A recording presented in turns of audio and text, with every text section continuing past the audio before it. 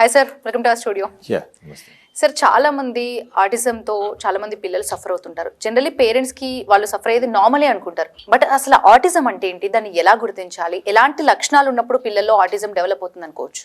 జనరల్గా చాలామంది పేరెంట్స్ అసలు అంటే తెలియకనో లేకపోతే నెగ్లిజెన్స్ ద్వారానో లేకపోతే కనుక వెయిట్ చేద్దామని చెప్పి ఉద్దేశంతో పిల్లలలో ఏకాగ్రత అబ్నార్మాలిటీ ఉన్నా సరే ఒక నిర్లక్ష్యంతో వివరించడం అంటే కనుక ఏజ్ ఎక్కువ అయిన తర్వాత దాన్ని బాగా తీవ్రంగా పరిగణించేటువంటి పేరెంట్స్ చాలామంది నేను చూస్తూ ఉంటాను. ఎందుకంటే 6 years దాకా కూడా గుర్తుపట్టకుండా 5 years 6 years టైంలో గుర్తుపట్టంటే కనుక మనకు ఏకాగ్రత లోపం ఎక్కడైతే కనిపిస్తుందో చిన్న పిల్లల్లో ఏకాగ్రత లోపం అంటే కనుక కాన్సన్ట్రేషన్, ఇక్కడ మాటలు కాదు ఇంపార్టెంట్, కాన్సన్ట్రేషన్ బాగుండి మైండ్ బాగుండి మాటలు బాగున్నప్పుడు ఇట్ ఈస్ నార్మల్ కండిషన్.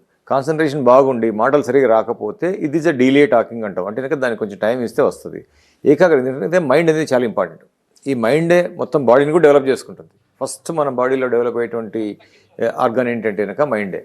ఈ యొక్క ఏకాగ్రత మైండ్ నుంచి డిస్టర్బ్ అయితే దాన్ని కంపల్సరీ దాన్ని ADHD కానీ ఆటిజం కానీ పరిగణించవచ్చు. అంటే కనుక మనకు ప్రతిస్పందన లేకపోతే పిల్లల దగ్గర నుంచి ఏకాగ్రత లోపం తీవ్రంగా ఉందా, మీడియంగా ఉందా, తక్కువ ఉందా అనేటువంటి విషయాన్ని ప్రతి తల్లిదండ్రులు గుర్తించాల్సి వస్తుంది.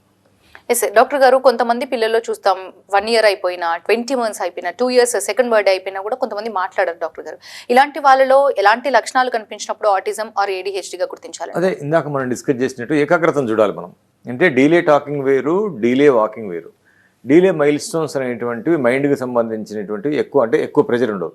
ఇక్కడ మైండే ప్రాబ్లం ఉన్నప్పుడు, ఏకాగ్రతనే లేనప్పుడు, మన సైడ్ చూడనప్పుడు, మనల్ని గుర్తించబడినప్పుడు something there is a problem ఉంది అనేటువంటి విషయాన్ని కంపల్సరీ తల్లిదండ్రులు గుర్తించాలి. అవసరమైతే దగ్గరటువంటి పెడియాట్రిషియన్ దగ్గరకు కానీ లేకపోతే కనుక ఏదన్నా తెలిసిన డాక్టర్ దగ్గరకు కానీ ఒక 10 minutes అబ్జర్వ్ చేయగలిగితే వాళ్ళు అడ్వైజ్ చేయగలరు అసలు ఏ లెవెల్లో ఉంది, అసలు ఏకాగ్రత. ఎందుకంటే ఏకాగ్రత కాన్సన్ట్రేషన్ టెస్ట్ అనేది చాలా ఇంపార్టెంట్.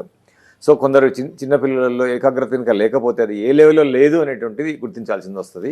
దీన్ని బట్టి మనం ఎర్లీగా గుర్తించగలిగితే దీన్ని ఎర్లీగా ట్రీట్ చేసుకోవచ్చు హోమియోపతి ద్వారా.